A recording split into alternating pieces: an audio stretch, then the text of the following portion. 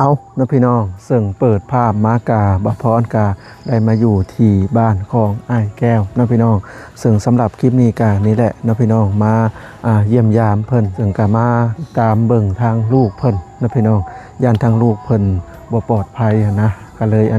มาแต่เช้าๆนะพี่น้องตอนนี้ก็เป็นเวลา5 โมงกว่าๆสิเข้า6 โมงเนาะซึ่งทางบพรมาก็เห็นทางไอ้แก้วเพิ่นให้ในห้องน้ำอยู่เนาะพี่น้องเพิ่นคิดบ่ออกบ่เข้าเนาะ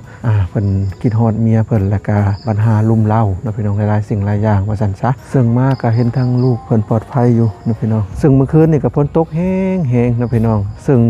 ฝนน่ะมักตกช่วงกลางคืนประมาณ 12 โมงหรือบ่าย1นะพี่น้องหลังจากตอนเช้ามันก็ครึ้มนะพี่น้องก็ดีได้ตกกลางคืนกลางเว้นแล้วก็หยุดเนาะเฮ็ดให้ไปใส่มาใส่กันโดยที่บ่ได้แข่งฝนเนาะแต่ว่าเส้นทางนี่แหละบ่พรอุกใจเนาะซึ่งบ่พรมาอยู่เขตที่นี่ก็ล่ม4 รอบแหละล่มจากการพลาดขี้ตมขี้เต็มนะพี่น้องยามฝนนี่ยากไปใส่มาใส่กันลำบากหลายเนาะเอาพี่น้องเอ้ยเพื่อว่าเป็นการเสียเวลาก็เดี๋ยวเข้าไปสอบถามเพิ่นก่อนไปหากำลังใจเพิ่นก่อนเนาะ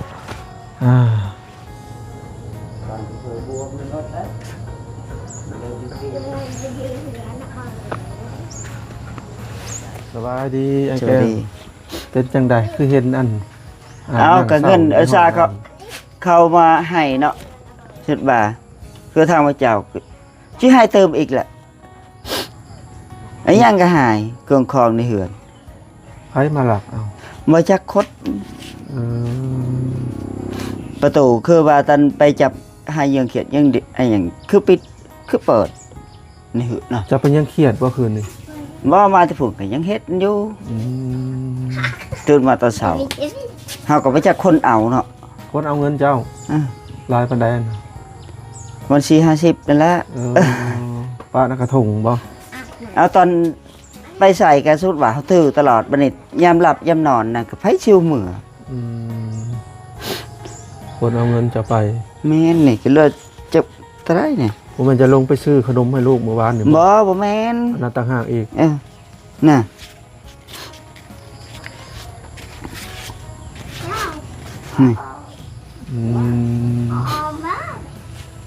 พี่ขอว่ากินเหล้ากับว่านั่นนักว่าสิลงเลือกตื่นมาตอนเช้าเบิ่งคักๆจะบ่มีอะไรตอนไปอยู่ใส่คอยกระพายอยู่แล้วกระเป๋าคอยเนาะนึ่งข้าวและอุ่นเขากำลังนึ่งบ่ได้ยังกินตอนเช้ามื้อนี้ไปจับเขียดเมื่อคืนนี่ตอนมาที่จับเขียดก็ยังเห็นคือเก่าเนาะขนาดกระปะนะพัดตอนหลับมันหายเลยตื่นมาตอนเช้าคิดไปอย่างกับว่าได้อันนั้นสงสัยเนาะโกนก็ว่าปัดนี่เอาเบิ่งบ่มีเลยก็เฮ็ดไปเฮ็ดรถเฮาบ่ได้คิดเขาบ่ได้ใครมาแล้วว่าคืนนี่แม่นก็บ่เห็นไผมาน่ะบ่ได้ใครมาแต่บ่อยกับพี่มันมาน่ะก็บ่ได้เฮ็ดหยังเนาะก็มีแต่นอนคอยก็ตั้งคนตั้งนอนตอนนี้มีเพื่อนบ้านมาอยู่แล้วเนาะโน่ยสิว่าไผก็ว่าบ่ได้เนาะให้เห็นกับตาเว้าคือ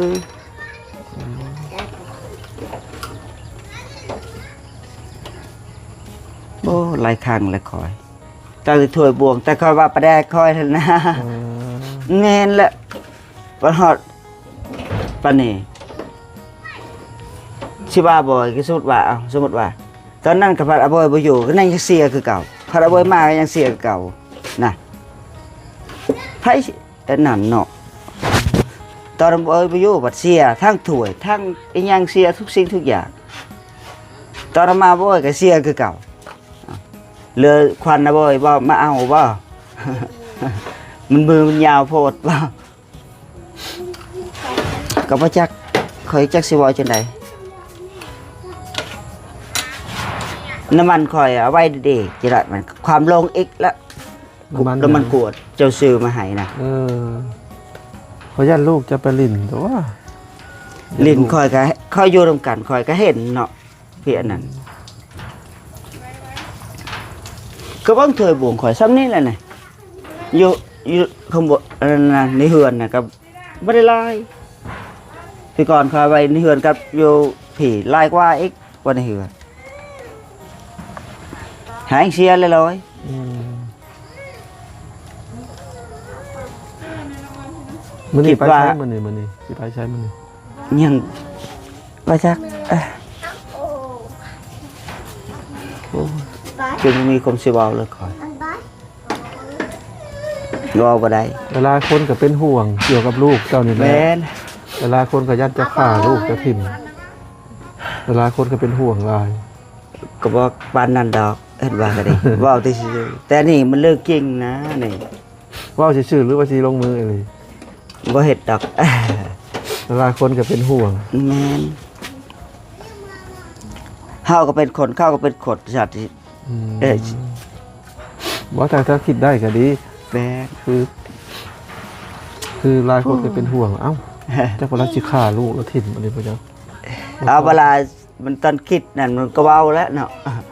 ตัวจริงมันก็บ่มีดอก มาพรไปเบิ่งดูว่าไปเบิ่ง แต่บ่จักแต่คนอื่นแต่ข่อยบ่กล้าดอกให้เสียข่อยสิฆ่าแต่ห้องแล้วจักมือจักยามแล้วก็เจ้าก็อยู่กับข่อยเป็นปีแล้วเนาะเว้นก็ฆ่าล่ะมีแต่ให้ตีลูกสำนั้นแหละอ้าวมันก็ดื้อ เจ้าว่าเจ้าสิฆ่า โอ้โห มันเป็นในช่วงอารมณ์ วันนั้นดอก เห็นว่าก็ได้ มันเป็นช่วงอารมณ์บ่ แม่นวันนี้คนเฮามันเสียแล้วเนาะ อืม ก็เว้าไปทั่วทีบแล้วเนาะตัวจริงข่อยอยู่ผู้เดียวพี่อยากกับประมาณนั้นดอกพี่เสียใจยามใด FC ก็เป็นห่วงเนาะว่าโอ้ ไปเบิ่งดู แม่ มาน พ ขอ ร โทษขออภัยเด้อ FC เอ้ย หลาย ทุกคนเนาะผู้ที่ซอยเฮือนขอให้นี่ อืมก็เลยว่าย่านบ่เป็นห่วงย่านบ่ปลอดภัยกับลูกเจ้านะ เนาะ หาก คือ เคยคิด ทางลูกก็คือว่าพ่อแม่ คือพอเฮ็ดผิดก็ขอโทษขออภัยเด้อ อืม มันเป็นไปแล้วเฮ็ดได้ ตอนนั้นก็ตั้งสิบ่ได้ตอนนี้ก็สิเริ่มเปลี่ยนแปลงละ อืม บ่เฮ็ดคือเก่านึงคือลูกสาวเนาะให้มาเยี่ยมแน่ ให้ลู ตอนนั้นก็แบบคิดพอว่าตีลูกก็แม่นเนาะ เคยตีบ่ลูกสาวนะ ครั้งหนึง เคยตีแฮงอยู่บ่ แม่น อยู่ฝั่งไทยพุ โด โอ้ มื้อนี้อยู่พี่ก็อยู่นำนี่ก็บ่ได้ตีเอาไม้ตีก็แบบเว้าแบบด่าเจ็บก็ ว่าแฮงซื่อ แม่ ๆช่วงอยู่บ้าน แต่ว่าตอนอยู่ไทยเคยตีเนาะ ครั้งเดียว ตีเพิ่นแบบเพิ่นเที่ยงความนี่บ่หรือว่าจังได๋ บ่เขาไปร้านค้ามื้อนี้บ่ฮู้เรื่องนั่นนะเลิกงานแล้วมันมืดเนาะอยู่พุ่นมันค่ำแล้ว6 โมงหรือ7 โมงแล้วเพิ่นออกไปร้านค้าทางพี่ก็เฮ็ดอยู่เฮ็ดกินเนาะวันนี้กับข้าวมันก็น้อยวันสิทาพร้อมกินกับลูกมื้อนี้ทางนี้ครับ หิวข้าว แม่น อืม ทาลูกเนาะ ก็เลย 7-8 โมงก็ยังบ่เห็นมา8 โมง9 โมงก็เหยาะคิดว่าไปไสบ่นี่ตัวจริงมันบ่ได้ไปกับผู้บ่าวบ่นี่ย่อทางพี่ก็บ่ฮู้แล้วเนาะ คน มา ไทย ดึ กับ ก ไผ แล้ สั ว ผู้ชาว ไปผู้เดียว เออ บ่บอกอีกอยู่บ่อยู่ก็หายไปเอ้า เราก็เลยอันนั้นเนาะ แม่นกังวลแล้วพัน ช่วงนั้นอยู่กัน3คนบ่ลูก น้อยบัดนี้พันลูกสาวก็หาก็ไปเที่ยวนั่นแหละ สุดท้ายคือกัน เราก็เคยไปไทย แม่นคิดว่ามันสิไปใช้เงินกับคำก็บ่มีพอไปเขาบ่บอกพ่อบอกแม่นะแม่มันก็บ่ฮู้เพราะพ่อก็บ่ฮู้อย่าเลิกไปเฮ็ดงานนำกั ลู น กสาวน่ะจักปีตอนนี้ลูกสาว 16ว่ะ16 16ปี สิฮอด17ปีนี่แห ไอ้ ละ ลูกเมียเนาะ เนอะ บ่แม่นลูกเจ้าเองจะเลี้ยงเพิ่นจักปี ก็แต่ประมาณ10 ขวบว่ะ ฮะ แต่10 ขวบ 10ขวบแต่10ปี6ปีเลี้ยงบ่ แม่น อืม จนฮอดวันนี้เนาะ อืม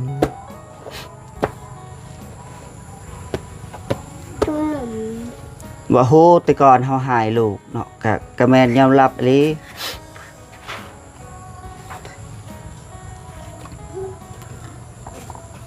พัดเจ้าเคาะ2 คนค่อยเลี้ยงเนาะลูกเขา เออ 3ตัวนี้อีกนี่สิว่าจะได้ซั่น โอ้เจ้าเคยเลี้ยงก่อนหน้านี้2คน แม่น ผู้ชายกับผู้หญิง โดย หลังจากนั้นก็มาเลี้ยงอันผู้นี้อีก โดย ผู้นี้ นั่นแหละ ลูกเจ้าเนาะ โดย อืม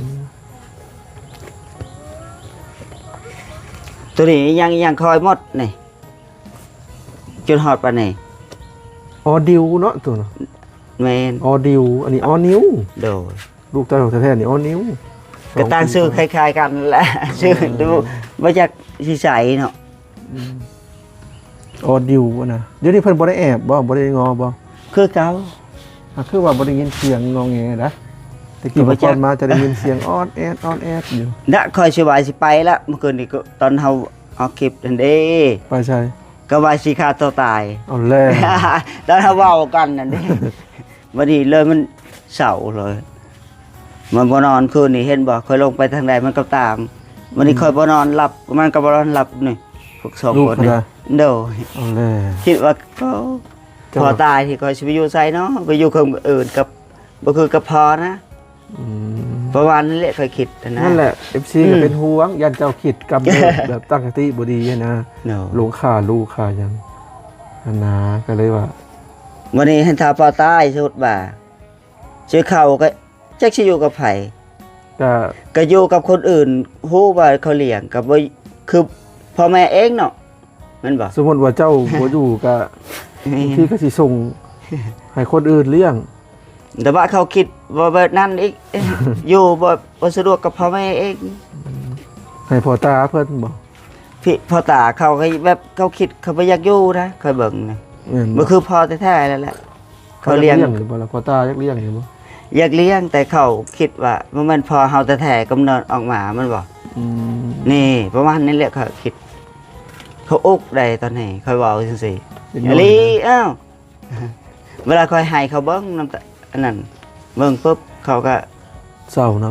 ำ แบบมุดกูจะสิคิดคือเฮาคนผู้ใหญ่นั่นแหละคิด จักพอสิทิมเฮาหรือบ่ทิมไปจักกระตัวว่าประมาณนี้แหละค่อยว่านั่นบ่บ่ทิมเขาให้คลองใจคอยบ่กินข้าวลงเบิ่งในตอนเช้าหมดมื้อก็บ่กิน อืม หันค่อยดีเขาก็แบบดีนำน่ะนะเขาลิ้นนำ อืม จังซั่นถ้าค่อยเมื่อใดค่อยคิดหลายก็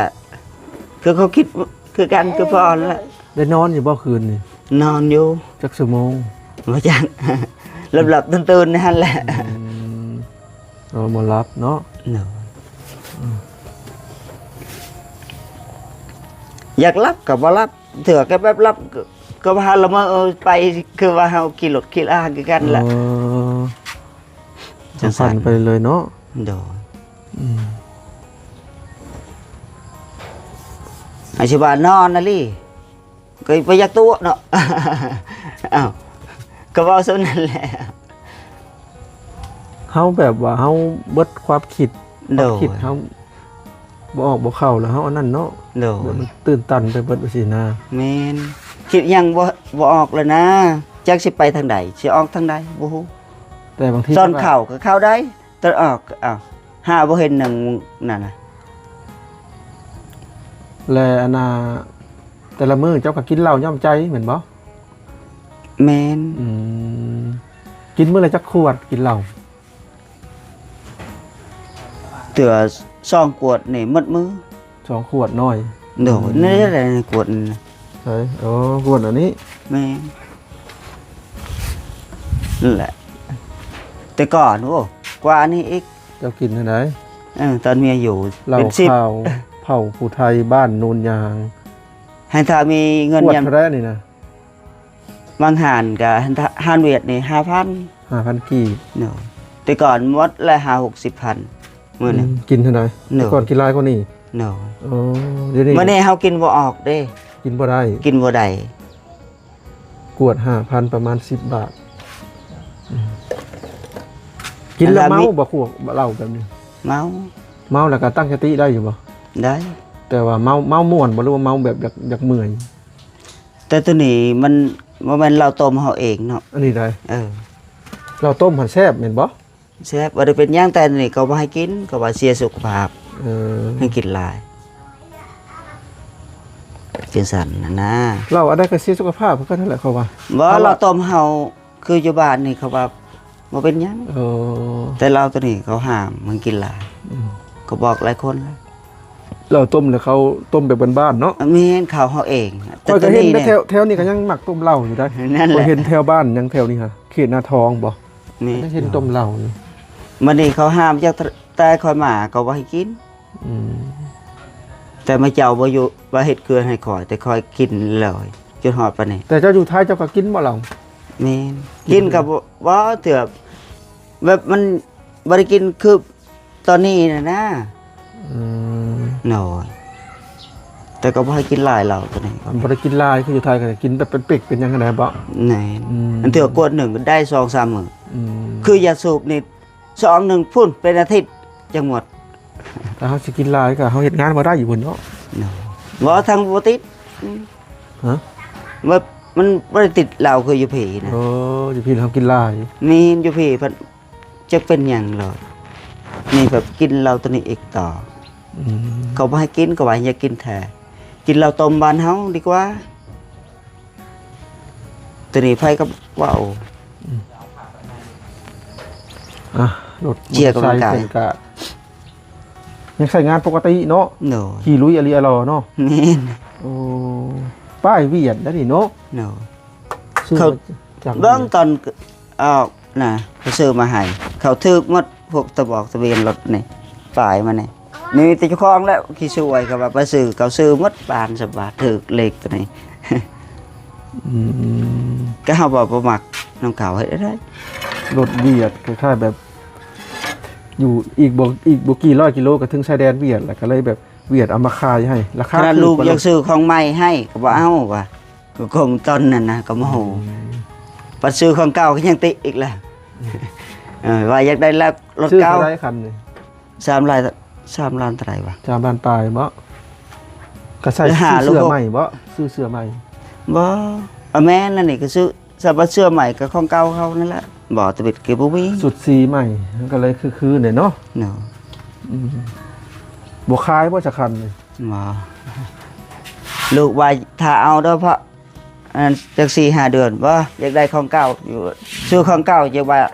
บ่เอาอีกแหละยังติเขาอีก โว้สำได้อีกเนาะขนาดบ่แม่นลูกเจ้าของแท้ แม่นเขาก็ดี นั่นแหละเขาตอนนี้โอ้ เขาก็ดีเท่านั้นล่ะ กว่านี่ไผสิไปหาได้เนาะแต่เฮาเองนั่นแหละเฮ็ดเอง อืม เนาะ มันขึ้นที่การกระทำเฮาเองหั่นล่ะ บ่ขนาดบ่แม่นลูกเจ้าของเนี่ยเขาดีกว่าหาลูกเฮาอีกนะ อืม แต่เฮาเฮ็ดบ่ดีคือตอนนี้คิดได้แล้ว ตะกี้นะ แม่ ตะกี้ น เจ้าหีบม่วงขายนะ ตอนนี้คิดได้แล้ว อืม ทุกสิ่งทุกอย่างที่ผ่านมาเสาเด้อบัดนี้ว่า เจ้าหีบ อย่าไปเฮ็ด ม่วงขายนะ แม่นแต่ก่อนเฮาทุกข์ซ้ำได้ ยังให้เขาเฮ็ดให้แล้วยังให้ทุกข์อีก แม่นแหละ แต่ว่าไว้ใส่ข้าวอีกมาเจ้าอยู่ให้เฮ็ดใส่อีกโอ้ยเกิดข่อยเจ้าเฮ็ดให้แล้ว บ่แม่นเงินเจ้าก็เสมอเงินบ่เจ้าหาเองเนาะ ค่อยมาอยู่ก็อยู่สัวข้าวซื้อๆก็คือยังบ่ทันมีหลักแหล่งไปนะ คือพี่เงินไผก็คือเก่าแล้วมาเจ้ามาทายข่อยว่าเบิ่งข่อย แม่ ก็บ่ได้คือกัน แม่ เอา ก็ เอาคนเต็มหนีไผได้ฉันมีโทรศัพท์คือกันเนาะ เรื่องนี้ อ่า แม่นถ้าว่าทางสุขข่อย แม่น บ่อันนั้นก็บ่ผู้ใจดี เอา พิ่น สูตร ก็ ว่าญาติพี่น้องเฮาเดี๋ยวนี้บ่อึดหยังเนาะบ่เห็นไผมาช่วยเฮา เจ้าเอาสูตรว่าเนาะ อืม จักคนมาใส่ยังไปซอยเฮาได้นะคือคิด โอ้ ไว้ เขา ซะ แม่นว่าเจ้าไปหาเงินนี่จัก โอ้ ปี เคยไปเท่าไรปีบ่เห็นได้หัน อืม ถ้วยใบหนึ่งก็ยังบ่มีแล้ว อืมต้องคิดนั่นแหละ แม่นตอนนี้คิดได้แล้ว นี่ดินดอนก็ปกว้าง นี่ ครบเบิ้ลน่ารักของเราผู้อะตานุงตานางคอกไก่ อันนี้เฮ็ดอะไรตอนเป็นโอ้แห้งเว้าใส่เขาอีก อารมณ์พาไปบ่ แม่น หรือว่าบ่ได้ตั้งใจว้าว มันนี่ก็เฮากับขาดสติแล้วเนาะ อืม คือตอนนี้คิดได้แล้วทุกสิ่งทุกอย่าง จนให้คือเมื่อคืนนี้พอเดียว นี่ก็เปิดสิได้คือวันธรรมดา แม่นโอ้ก็ให้ปานเขาทิมเป็นนี่ตอนมาเจ้าอยู่เป็นนี่ซะไม่เห็นได้กินหยัง อืม ตอนได้กินดีอยู่ดีเมียลูกอยู่โอ้แห้งวอลใส่อีก อืม ก็ยังไปหาอีกสิไปอย่างเดียว อืม ก็ไปยังกับเงินเมียคือเก่าเอาไปใส่เนาะหายาบ่มีก็ยังไล่เมียให้ไปหา นี่ค่อยคิดหมดแล้วตอนนี้อันนี้บ่พอ อืม ก็ตอนนั้นพอลูกเมียอยู่มาเจ้าอยู่คอย กินดีอยู่ดีเขาบอกยังไงแม่นก็เฮาหมดที่เฮาผิด ตอนนี้มันแม่นเฮาผิด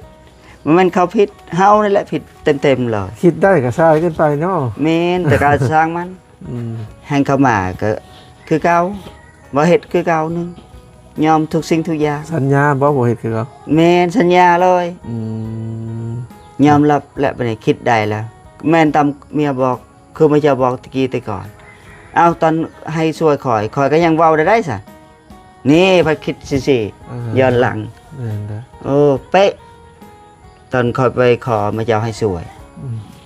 เจ้าก็คิดว่าข่อยสิดีให้ข่อยเฮ็ดจังซี่เจ้าบ่ช่วยตะกี้แต่ก่อนเสีย ก็ ตอนค่อยถูกคิดเจ้าว่าแต่พอโมเมนต์เขาทุกข์อันนี้เขาได้ตะกี้แต่ก่อนโยกเป็นซีแล้วเนี่ยนี่เขาหมายคอยนั่นแหละ ตอนนี้คิดได้แล้ว ดีเลย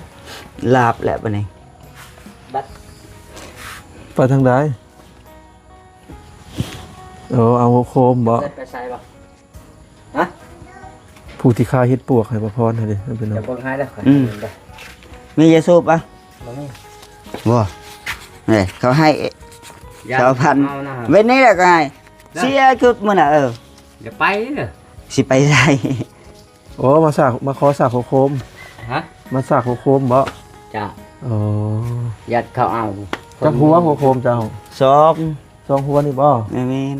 เงินเราบ่มีใช้ผ้าบ่ โดเขาอยู่หน้าเด้ เราเงินให้เจ้านั่นน่ะ อันนี้ก็แม่ก็เราให้น้ำใจนี่แหละ โอ้ให้หลายเนาะเท่าไหร่น่ะ สาวพัด โอ้ เด้อ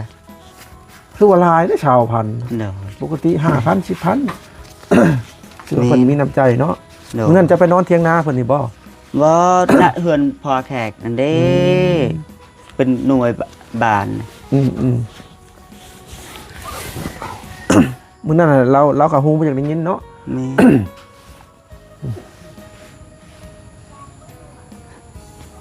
เฮาคิดยังบ่ออกเนาะคือว่าก็คิดตะกี้แต่ก่อนเฮาเฮ็ดตอนว่าค่อยเฮ็ดว่าค่อยถึกบัดคิดคือเมื่อคืนนี่โอ้ยบ่แม่นเฮาถึกเด้ ส่วนหลายคนที่คิดว่าตัวเองถึงน่ะ บ่มี ลงตัวเองบ่แม่น แม่น ลงดอกแบบว่าคิดจักสิว่าใดๆจักสิเอิ้นว่าจังไดเนาะ คือคนคิดเฮากินลาวลายกินอิหยังลายนี่แหละประมาณนี้เคยคิดนะ มีแต่ว่าตัวเองถึกเนาะ เงินอยากด่าไผก็ด่าว่าถึกอย่างเดียวที่สิถึกอีหยังเจ้าของนั่นแหละผิด คือฮอดปานนี้สิว่าหยังก็เฮาอีกว่าดี